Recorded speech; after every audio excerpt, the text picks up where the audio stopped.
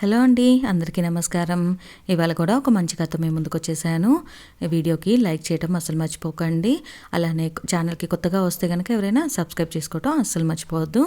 ఇంకా ఆలస్యం చేయకుండా కథను మొదలు పెట్టేద్దాము. ఇంకోసారి దాన్ని చూడొచ్చు కదా అని ఆ పెద్దాయన అన్న మాటలే రాజేష్ చెవుల్లో ధ్వనిస్తూ ఉన్నాయి. బైక్ నడుపుతున్నాడు కానీ చుట్టూ నడుస్తున్న వాహనాల రొద, హారన్లు ఇవేమీ తనకు వినిపించట్లేదు. ఆ పెద్దాయనే గుర్తొస్తున్నారు. ఈ మధ్య రాజేష్కి ఆఫీస్లో పని ఎక్కువైంది. ఆ విసుగంతా తన మీదే చూపిస్తున్నాడని అతని భార్య నిత్యం ఆరోపిస్తూనే ఉంది. పేరుకి ఏరియా హెడ్డే అయినా చెప్పుకోవడానికి, ఖర్చు చేయటానికి జీతం బాగానే అందుతున్నా చేసే ఉద్యోగం మార్కెటింగ్ రంగం అవటం వల్ల కార్లలో తిరగటానికి 1-2 గంటలు పడుతుంది. అందుకనే బైక్ మీదే గంటల కొద్దీ గడపడం వల్ల నడుము, మణికట్టు నొప్పులు రావటం, దుమ్ము ధూళి వల్ల దగ్గులు, తలనొప్పులు, జుట్టు ఊడటం, ఒకటేమిటి ఎన్నైనా వస్తున్నాయి ఇబ్బందులు. ఈ యాతనకి తోడు ఉద్యోగంలో టార్గెట్లు, శారీరకంగా మానసికంగా ఒత్తిడి ఎక్కువైపోతూ పెళ్ళాం బిడ్డలతో గడపడమే లేదు సరికదా, మాట్లాడే 4 మాటల్లోనూ విసుగు, చిరాకు ఉంటున్నాయి. నిత్య చెప్పటమే కాదు, తనకి తెలుస్తుంది కానీ ఎంత వద్దనుకున్నా ఈ కోపం, విసుగు ఇంకా ఇంకా ఎక్కువ అవుతున్నాయి. ఉదయం అదే జరిగింది. చిన్న విషయానికి ఇంట్లో చిలికి చిలికి గాలివానయ్యింది. తన పై స్థాయి మేనేజర్ ఒకతను ఊళ్ళోకి వస్తున్నానని కబురు పెట్టాడు. అతనికి పిల్లనిచ్చిన మామగారు ఏదో సర్జరీ కోసం ఈ ఊళ్ళో ఆసుపత్రిలో చేరారని, ఆయన్ని చూడటానికి వస్తున్నానని, రాజేష్ని కూడా అక్కడికే వస్తే ప్రాజెక్ట్ విషయాలు అక్కడే చర్చించవచ్చని చెప్పాడు. అసలే టార్గెట్ అవ్వటానికి టైం తక్కువ ఉందని టెన్షన్లో ఉంటే అతన్ని కలవటానికి ఒక రోజంతా వృధా అయిపోతే ఎలా? పైగా ఆ ఆసుపత్రి ఊరికి ఆ చివరన ఉంది. రాను పోను 4 గంటలు పోతాయి. ఇక అక్కడ చర్చలంటే ఇంకో 4-5 గంటలు పట్టేస్తాయి. కానీ ఇప్పుడు రానని అనలేని పరిస్థితి. ఇంకో నెలలో రివ్యూ మీటింగ్లుంటాయి. ఈ బాస్ ఇచ్చే రివ్యూని బట్టే రాజేష్కి జీతం పెరుగుతుంది. ఇలాంటి సమయంలో అతనితో రాలేనని చెప్పడం రిస్కే. దాంతో చేసేదేం లేక వెళ్దామని నిర్ణయించుకున్నాడు. ఉదయమే బయలుదేరుతున్నానని నిత్యకి చెప్పాడు. ఉదయం పిల్లవాడిని స్కూల్కి సిద్ధం చేస్తూ ఇడ్లీలు వేసి పెట్టింది. పచ్చడిలో ఉప్పు వేయలేదని కేకలేశాడు. అయ్యో, ఇంకా వెయ్యలేదు, అప్పుడే వడ్డించేసుకున్నావా అంది. అప్పుడేనా? 7ంటికి బయలుదేరాలని ముందే చెప్పాను కదా అన్నాడు. చంటిగాడికి స్నానం చేయించడానికి వెళ్ళాను. ఇదిగో వస్తున్నా, 1 నిమిషం అంది. చట్నీ అంతా చేసిన దానివి ఉప్పు వేయటానికి ముహూర్తం కుదరలేదా తమరికి అని విసుక్కున్నాడు. వాడు బాత్రూంకి వెళ్ళాడు, అందుకే వెళ్ళాను. వచ్చి వేద్దామనుకున్నాను, ఈలోపే నువ్వు వచ్చేశావు అంది. అంటే నేను రావటమే తప్పంటావా? పోనీ మళ్ళీ గదిలోకి వెళ్ళి అరగంట సేపు ఆగి అద్దం ముందు కూర్చొని రానా అని మళ్ళీ చిరుబుల్లాడాడు. ఇదిగో వచ్చేసా, ఆ ప్లేటు పక్కన పెట్టేశాయి. ఇదిగో ఉప్పు వేసి చట్నీ ఈ ప్లేట్లో తిను అని ఇంకో ప్లేట్ అందించింది. అందులోకి ఇడ్లీలను మార్చింది.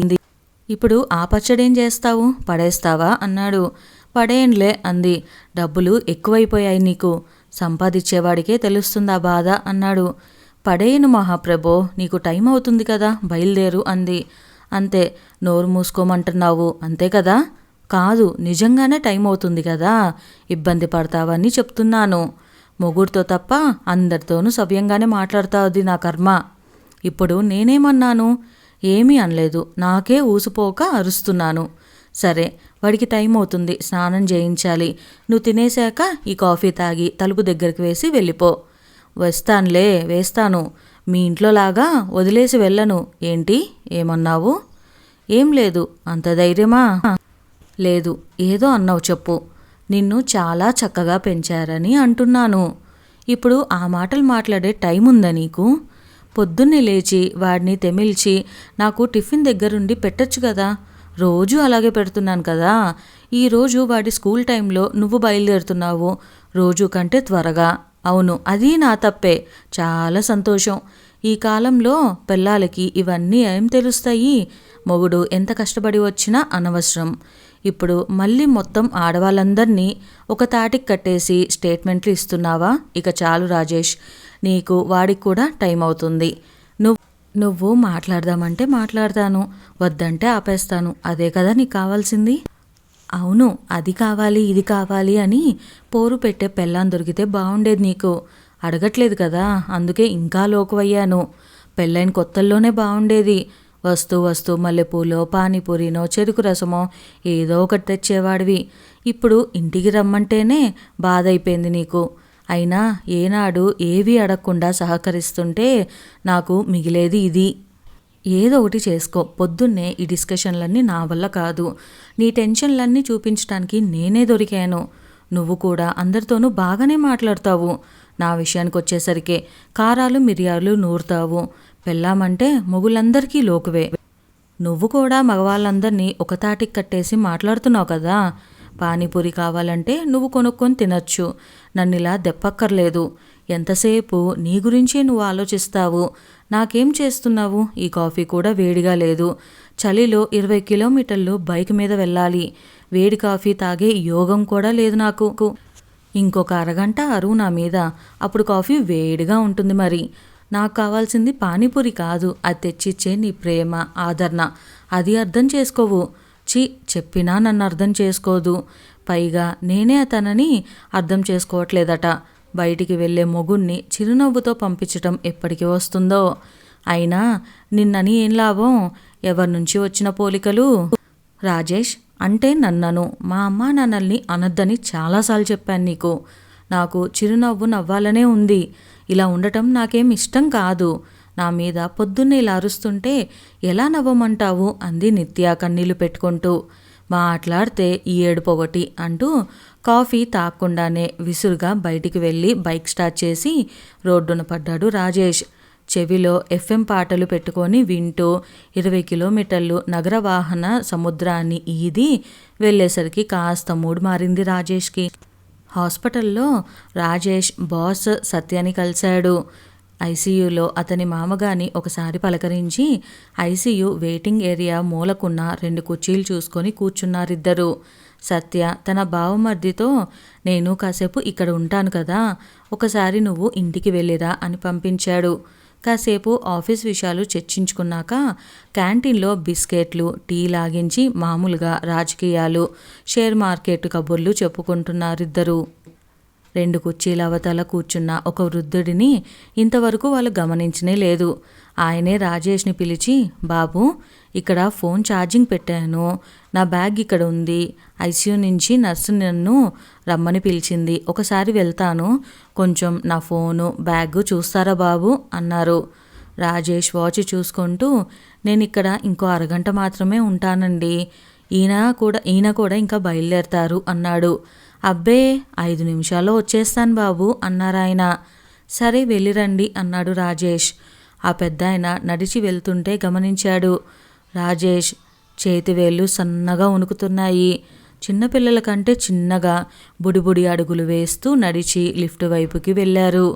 80 ఏళ్ళ పైనే ఉంటుంది వయసు. కాటన్ తెల్ల పంచె మీద లేత నీలం రంగు చొక్కా వేసుకున్నారు. చిన్న సంచి చేతిలో పట్టుకొని నెమ్మదిగా ఆ చిన్న చిన్న అడుగులతో లిఫ్ట్కి చేరుకున్నారు. పాపం కదా రాజేష్, పెద్దవాళ్ళకి ఎంత కష్టం. పిల్లలంతా ఎన్ఆర్ఐలో అయ్యుంటారు. ఐసీలో ఉన్నది ఆయన భార్య అయ్యుంటుంది అన్నాడు సత్య.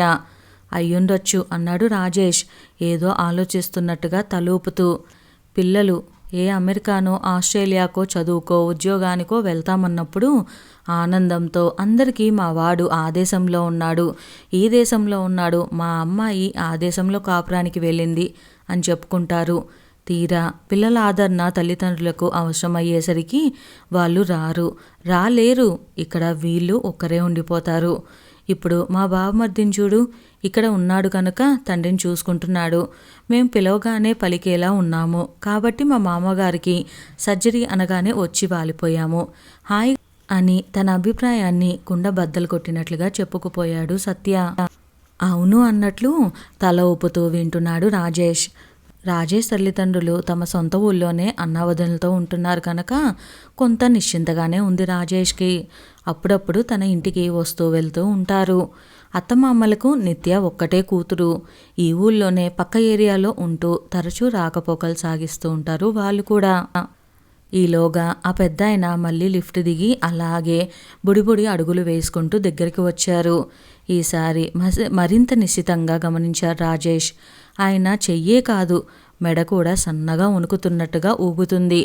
పాపం ఇంత వృద్ధాప్యంలో ఆయనకే ఇలా ఉంటే భార్యను చూసుకోవాల్సి రావటం ఎంత దారుణం అనుకున్నాడు. పెద్దాయన పక్కకి వచ్చి కూర్చుంటూ, చాలా థ్యాంక్స్ బాబు, ఏదో సంతకం కావాలని పిలిచింది నర్సు అన్నారు. పర్వాలేదండి, ఎవరున్నారండి ఐసీయూలో అని అడిగాడు రాజేష్. మా ఇంటావిడ బాబు, 4 ఏళ్లగా నలతగానే ఉంటుంది. 2 రోజుల కిందట రాత్రి ఉన్నట్టుంది వాంతులు చేసుకుంటే ఇక్కడికి తీసుకొచ్చాం బాబు అన్నారు. ఇప్పుడు బాగానే ఉందా అండి అన్నాడు రాజేష్. వాంతులు ఆగేలా ఏదో మందు ఆ రాత్రే ఇచ్చారు. ఏవేవో టెస్టులు చేశారు. ఊపిరితిత్తుల్లో ఏదో ఇన్ఫెక్షన్ మొదలయ్యి ఇప్పుడే మెదడుకు చేరిందన్నారు. సర్జరీ అవసరమా లేదా అని డాక్టర్లు మాట్లాడుకొని ఇదిగో ఇందాకే సర్జరీ చేసి చూద్దామని నిర్ణయించుకున్నారు బాబు. అందుకే సంతకం పెట్టమంటే వెళ్ళి వచ్చాను అన్నారాయన ఆయాసంగా ఒక్కొక్క మాట పలుకుతూ. మీ పిల్లలు ఎవరు దగ్గరలో లేరా అండి అని అడిగాడు సత్య.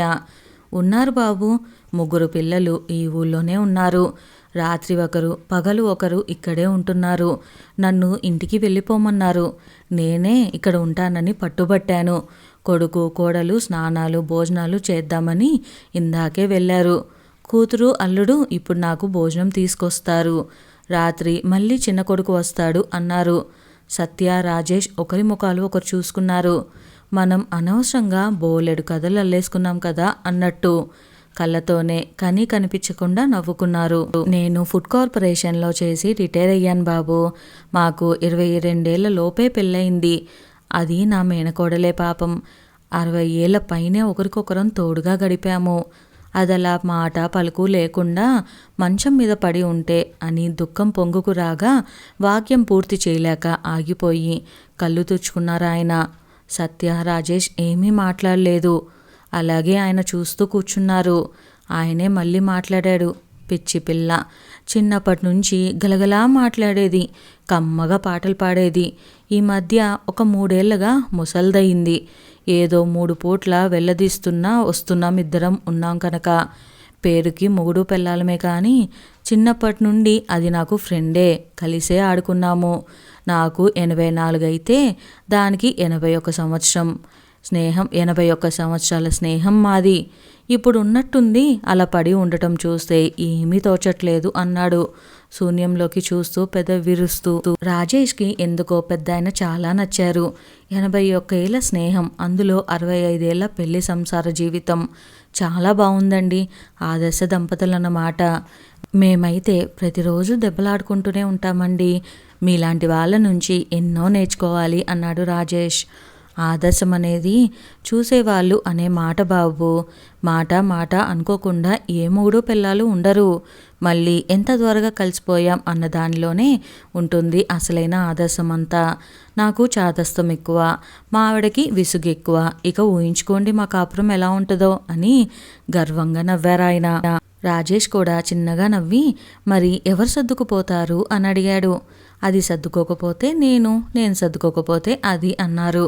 ఇందులో ప్రత్యేకంగా చెప్పాల్సిందేముంది అన్న స్వరంలో ఎవరు సర్దుకుపోతే ఏముంది అన్నాడు సత్య. ఇద్దరం కలిసి సర్దుకుపోవటమే. జీవితం చాలా చిన్నది బాబు.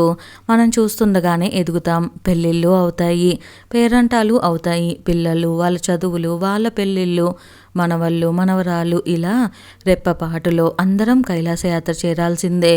కోపాలతో కాలక్షేపం వల్ల ఏం మిగులుతుంది అన్నారాయన. మీకు కోపం రాదా అని అడిగాడు రాజేష్. ఎందుకు రాదు? దుర్వాసుడి పక్క సీటు నాకే. మొన్నే 4 రోజుల క్రితం దాన్ని ఊరికే కోపడ్డాను. 4 సార్లు పిలిచినా పలకలేదని వినికిడి తగ్గిన మనిషిని పట్టుకొని వినపడనందుకు కేకలేస్తే దానికి మనసు చివుకుమందు. ఒక్క పూటకి నాకు తెలివి వచ్చింది. కానీ ఆ రోజే అది ఆ హడావిడి చేసింది. ఇప్పుడు సారీ చెప్పాలని నాకున్నా అది నన్ను గుర్తుపట్టడం లేదు. అసలు కళ్ళు తెరవాలి, నన్ను చూడాలి కదా, సారీ చెప్పగలనో లేదో అంటూనే ఆయన కన్నీళ్ళు పర్యంతం అయ్యారు. మళ్ళీ ఆయన ఫోన్ మోగింది. మాట్లాడాక నర్సుకి ఈ పాత ఫైల్ కావాలట, ఇచ్చేసి వస్తాను, ఇంకోసారి బ్యాగ్ కనిపెట్టి ఉండండి బాబు అంటూ లేవబోయారు. రాజేష్ చటుక్కున లేచి, నేను ఇస్తానండి, ఫైలే కదా, మీరు కూర్చోండి అన్నాడు. అలా కాదులే బాబు, ఆ వంకన ఇంకోసారి దాన్ని చూడొచ్చు కదా అని అంటూ ఆ చిన్న చిన్న అడుగులతో వణికే చేతులతో కాళ్ళతో లిఫ్ట్ వైపుకి నడిచారు. కాసేపటికి సత్య బావమరిది వచ్చాడు. సత్య మరొకసారి తన మావగారిని పలకరించి బయలుదేరిపోయాడు. రాజేష్కి పనులున్నా పెద్దాయన పిల్లలు వచ్చే వరకు తోడుగా ఉండాలనిపించి ఆగాడు. ఇంకాసేపటికి వాళ్ళు వచ్చారు. డాక్టర్తో మాట్లాడారు. సర్జరీ వల్ల లాభం లేదని, ఇన్ఫెక్షన్ బాగా పాకిపోయిందని, ఇంకొన్ని గంటలే ఆవిడికి ఉన్నాయని వాళ్ళు తండ్రికి చెప్పారు. కూతురు వెక్కి వెక్కి ఏడుస్తుంది. కోడలు ఆవిడని ఓదారుస్తుంది. అల్లుడు కొడుకులు డాక్టర్తో మాట్లాడుతున్నారు. పెద్దాయన అలాగే కుర్చీలో కూలబడిపోయారు. ఈసారి ఆయన ఏడవటం లేదు. ఆయన చెప్పాల్సిన సారీ చెప్పలేకపోయినందుకు బాధపడుతున్నారా? చిన్నతనంలో ఆవిడతో ఆడుకున్నవన్నీ గుర్తు చేసుకుంటున్నారా? పెళ్ళయ్యాక కలిసి పడిన సుఖదుఖాలు ఏమైనా తలుచుకుంటున్నారా? బ్రతికించమని దేవుణ్ణి కోరుకుంటున్నారా? ఆయనకే తెలియాలి ఏమో. బహుశా ఆయనకు కూడా తెలియదేమో. శూన్యంలోకి చూస్తూ అలా ఉండిపోయారు.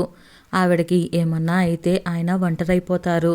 కంటికి రెప్పలా చూసుకునే పిల్లలు ఉన్నారని తెలుస్తుంది. కానీ పిల్లలు పిల్లలే. ఆవిడ ఆవిడే. ఆ స్నేహితురాలు లేని లోటు ఎవ్వరూ తీర్చలేరు కదా. ఇక బయట చీకటి పడుతుంది. 20 కిలోమీటర్లు వెళ్ళాలి కనుక ఆయన్ని పిలిచి, బాబాయ్ గారు, పిన్ని గారికి ఏమీ కాకూడదని కోరుకుంటున్నాను, కంగారు పడకండి అన్నాడు. దేవుడే కాయాలి బాబు, వెళ్ళిరండి అన్నారు షేక్ హ్యాండ్ చేస్తూ. రాజేష్ కాలింగ్ బెల్ కొట్టగానే నిత్య నవ్వు ముఖంతో తలుపు తీసింది. లోపలికి వెళ్ళి హెల్మెట్ తీసిన వెంటనే మంచినీళ్ళు ఇస్తూ, సారీ రాజేష్, పొద్దున ఏదో హడావిడి టైం అవ్వటం వల్ల నేనే పిచ్చిదాన్లా నిన్ను అంటున్నా. నిత్య నోటికి చూపుడు వేళ్ళు అడ్డుపెట్టి ష్ అన్నాడు. తనతో తెచ్చిన క్యారీ బ్యాగ్ తీసి ఇచ్చాడు. నిత్య తనకిష్టమైన పానీపూరి వాసనను మనసారా పీల్చి చిరునవ్వు నవ్వింది. తిరిగి చూసేసరికి టేబుల్ మీద పొగలు కక్కుతున్న తాజా కాఫీ కప్పులోంచి నురగను జుర్రుకుంటూ నిత్యకి కన్ను కొట్టాడు రాజేష్. ఇదండి ఇవాల్టి మన స్టోరీ. మీకు ఈ కథ నచ్చితే గనక వీడియోకి ఒక లైక్ చేయండి. అలానే మరిన్ని కథలు మన ఛానల్లో ఆల్రెడీ ఉన్నాయి, ఒకసారి వినేయండి. ఇంకా ఛానల్ ఎవరైనా సబ్స్క్రైబ్ చేసుకోలేదా, వెంటనే సబ్స్క్రైబ్ చేసుకొని బెల్ ఐకాన్ని క్లిక్ చేసేయండి. Thank you.